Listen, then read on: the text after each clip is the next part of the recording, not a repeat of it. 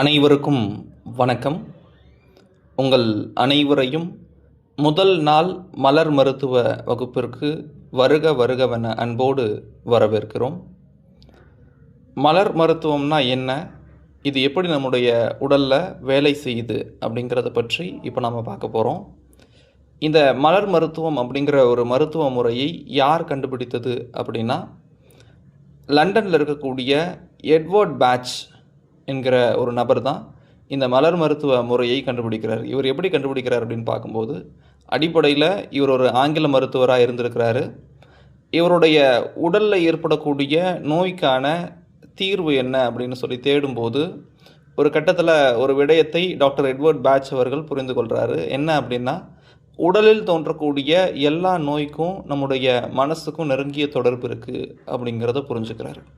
அப்போது மனநோய்களை சரி செய்துவிட்டால், மனதளவில் ஏற்படக்கூடிய பிரச்சனைகளை சரி செய்துவிட்டால் அதன் விளைவாக உடல் நோய் சரியாகும் அப்படிங்கிற விஷயத்தை புரிந்த டாக்டர் எட்வர்ட் பேட்ச் அவர்கள் மனதை எப்படி சமநிலையில் வைத்திருப்பது அப்படிங்கிறது சார்ந்து தன்னுடைய தேடலில் ஈடுபடுகிறார்.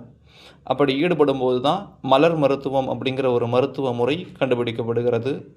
இந்த மலர் மருத்துவ முறையில் என்ன சொல்கிறாங்க அப்படின்னா, டாக்டர் எட்வர்ட் பேட்ச் அவர்கள் லண்டனில் இருக்கக்கூடிய ஒரு 38 வகையான மலர்களை கண்டுபிடிக்கிறாரு. அந்த 38 வகையான மலர்களில் ஒவ்வொரு மலருக்கும் ஒரு உணர்ச்சி சார்ந்த குணம் உண்டு. உதாரணமாக, ஒரு மலருக்கு என்ன குணம் இருக்கும் அப்படின்னா, கோபத்தை குறைக்கக்கூடிய குணம் இருக்கும். இன்னொரு மலருக்கு மனதில் ஏற்படக்கூடிய கவலையை குறைக்கக்கூடிய குணம் இருக்கும். இப்படி 38 மலருக்கும் ஒவ்வொரு உணர்ச்சி சார்ந்த குணத்தை கண்டுபிடித்து, ஒரு நபருக்கு அதிகமாக கோபப்படுறாரு அப்படின்னா அந்த நபருக்கு கோபத்தை குறைப்பதற்கான மலரை கொடுக்கும்போது அவருடைய கோபத்தை கட்டுக்குள் வைப்பதற்கு அது உதவி செய்யும். இப்படி மனம் சார்ந்த தொந்தரவுகளை ஒரு சில மலரிலிருந்து எடுக்கக்கூடிய மருந்துகளை வைத்து சிகிச்சை கொடுக்க முடியும் அப்படிங்கிற ஒரு விடயத்தை டாக்டர் எட்வர்ட் பேட்ச் அவர்கள் கண்டுபிடிக்கிறாரு. இந்த 38 மலர்கள், 38 விதமான உணர்ச்சிகள் நம்முடைய உடலில் இருக்குது. இந்த 38 விதமான உணர்ச்சிகளுக்கும் 38 மலர்களிலிருந்து எடுக்கப்பட்ட மருந்துகள் எந்த வகையில் நம்ம பயன்படுத்திகிட்டு இருக்கோம் இன்றைக்கி அப்படின்னா, சர்க்கரை மருந்துகள், அதாவது சர்க்கரை மருந்து மாதிரி, அதாவது ஹோமியோபதி மருந்து மாத்திரைகள் நம்ம சாப்பிட்ருப்போம். சர்க்கரை மருந்து மாத்திரைகளாக நம்ம எடுத்துக்கிட்டு இருக்கோம் ஒன்று. இன்னொன்று சொட்டு மருந்துகளாக நம்ம பயன்படுத்திக்கிட்டு இருக்கோம். இப்போது இந்த மலர் மருத்துவ வகுப்பில் தொடர்ச்சியாக 38 வகையான மலர்களுக்கான பயன்பாடுகள் என்ன, அது எப்படி பயன்படுத்தணும் அப்படிங்கிறத பற்றி நம்ம தொடர்ந்து பார்க்க போகிறோம். 38 மலர்களில் இன்று நாம் பார்க்கக்கூடிய முதல் மலருக்கு பெயர் அக்ரிமணி. அக்ரிமணி அப்படிங்கிற மலரை பற்றி இப்போ நம்ம பார்க்க போகிறோம். ஒவ்வொரு மலரை பற்றி சொல்லும் போதும் குறிப்பெடுத்துக்கோங்க, இந்த குறிப்புகள் கண்டிப்பாக பயன்படும்.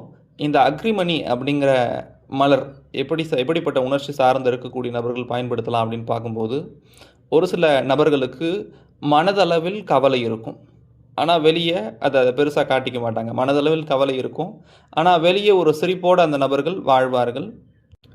இந்த அக்ரிமணி நபர்கள் எப்படி இருப்பாங்க அப்படின்னு பார்க்கும்போது, கவலையும் கடும் மனவேதனைகளையும் தனிமையில் நினைத்து அமைதி இல்லாமல் இருப்பார்கள். இவர்களுக்கு பெரும்பான்மையாக எது மாதிரியான பிரச்சனை வரும் அப்படின்னா, கடன் கொடுத்துருப்பாங்க, நண்பர்கள்கிட்ட கடன் கொடுத்துருப்பாங்க, அந்த கொடுத்த பணத்தை திரும்பவும் கேட்க முடியாமல் யோசிப்பாங்க. அப்போது ஒரு நபர் தன்னுடைய மனதளவில் பிரச்சனைகளை வைத்து கொண்டு வெளியே அதை காட்டிக்காமல் இருக்கிறாங்க அப்படின்னா, அவர்களுக்கு நம்ம கொடுக்க வேண்டிய மருந்து அக்ரிமணி அப்படிங்கிறத நம்ம புரிஞ்சுக்கணும். இது முதல் மலர் சார்ந்த தன்மை. இரண்டாவது மலரினுடைய குணாதிசயம் என்னன்னு பார்க்கும்போது, இரண்டாவதாக நம்ம பார்க்கக்கூடிய மலருக்கு பெயர் ஆஸ்பென். இந்த ஆஸ்பென் இருக்கக்கூடிய நபர்கள் எப்படி இருப்பாங்க அப்படின்னு பார்க்கும்போது, இந்த அக்ரிமணிக்கு முற்றிலும் மாறுபட்டது. ஏன் அப்படின்னா, அக்ரிமணியில் எப்படி இருப்பாங்கன்னா, உள்ளுக்குள்ளே கவலை இருக்கும், வெளியே சிரிச்சுக்கிட்டே இருப்பாங்க. ஆனால் ஆஸ்பென் எப்படி இருப்பாங்க அப்படின்னா, அவங்களுக்கு எந்த பிரச்சனையும் இருக்காது, ஆனால் மனதளவில் தெரியாத பயம், காரணம் தெரியாத ஒரு பயம், காரணம் தெரியாத ஒரு கவலை இருந்துக்கிட்டே இருக்கும். இவர்கள் என்ன பண்ணுவாங்க அப்படின்னா, தன்னுடைய மனதளவில் ஏற்படக்கூடிய பயத்தை பற்றி தன்னுடைய நண்பர்கள்கிட்ட கூட சொல்ல மாட்டாங்க. ஏன்னா அந்த பயத்துக்கான சரியான காரணம் அவங்களுக்கு தெரியாது. காரணம் தெரியாத நம்ம நண்பர்கள்கிட்ட ஒரு பயத்தை பற்றி சொல்கிறோம் அப்படின்னா, அது வீண் கற்பனைன்னு நண்பர்கள் உதாசீனப்படுத்திடுவாங்களோ அப்படிங்கிறதுக்காக அந்த காரணத்தை, அந்த பயத்தை பற்றின விஷயங்களை பற்றி கூட அவங்க சொல்ல மாட்டாங்க. ஆனால் தனிமையில் ஒரு தவிப்பும் அச்ச உணர்வும் அவங்களுக்கு இருக்கும். இது மாதிரியான நபர்களுக்கு நம்ம ஆஸ்பென் கொடுக்கலாம். இறப்பு பற்றிய பயம் இவங்களுக்கு இருக்கலாம், லோ பிபி இருக்கலாம், கண்ணு முன்னாடி ஒரு பொருளை வச்சுட்டு தேடுவாங்க. அப்போது இந்த நபர்களுக்கும் ஆஸ்பென் கொடுக்கலாம். இவங்களுக்கு எல்லாமே ஆஸ்பென் வந்து நல்ல பயன் தரக்கூடிய வகையில் அமையும். அடுத்தபடியாக 3ஆவதா நம்ம பார்க்கக்கூடிய மலர் மருந்திற்கு பெயர் பீச்.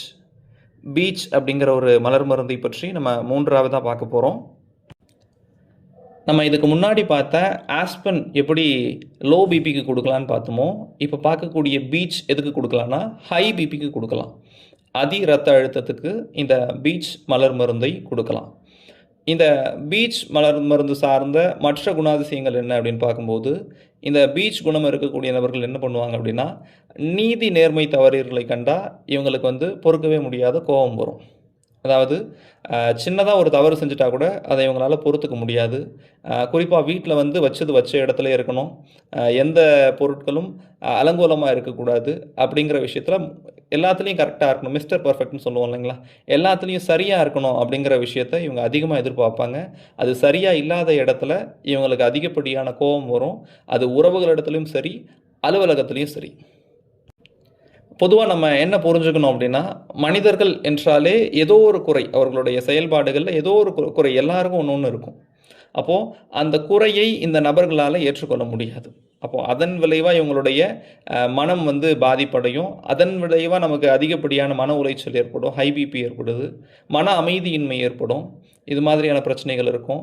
சில முக்கியமான இடங்களில் இந்தளவுக்கு பார்த்து செய்கிறதாலே அவங்களுக்கு மரியாதை குறைந்து போயிருக்கும். அப்போது அது மாதிரியான நபர்கள் தொடர்ந்து பீச் மருந்து எடுக்கலாம்.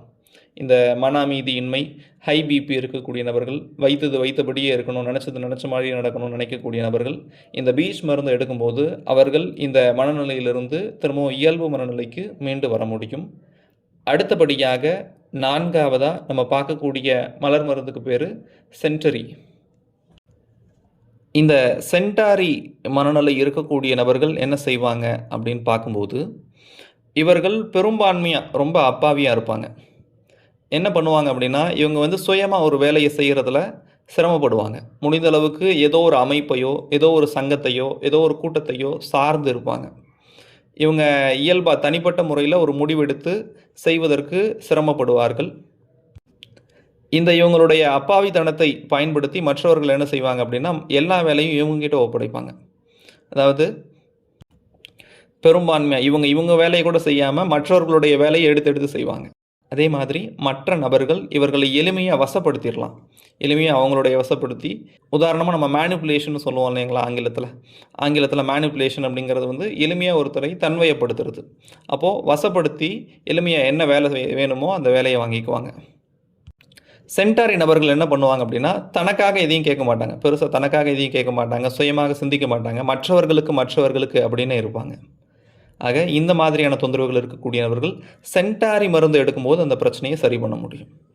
அடுத்ததாக 5ஆவதாக நம்ம பார்க்கக்கூடிய மலருக்கு பேர் செராட்டோ. செராட்டோ மனநிலை இருக்கக்கூடிய நபர்கள் எப்படி இருப்பாங்க அப்படின்னா, அடிப்படையில் இவங்க குழப்பம் அதிகமாக இருக்கும். குழப்பவாதியாக இருப்பாங்கன்னு சொல்கிறாங்க. இவங்க என்ன பண்ணுவாங்க அப்படின்னா, ஒரு சின்ன முடிவு எடுக்கணும் அப்படின்னாலும் கூட பலரிடம் ஆலோசனை செய்வாங்க. ஒரு சின்ன முடிவு எடுக்கிறதுக்கு கூட பலரிடம் ஆலோசனை செய்துவிட்டு கடைசியாக ஒரு தவறான முடிவு எடுப்பாங்க. அப்போது என்ன நடக்கும் அப்படின்னா, அந்த முடிவின் காரணமாக அவங்க தோல்வியை தழுவுறாங்க.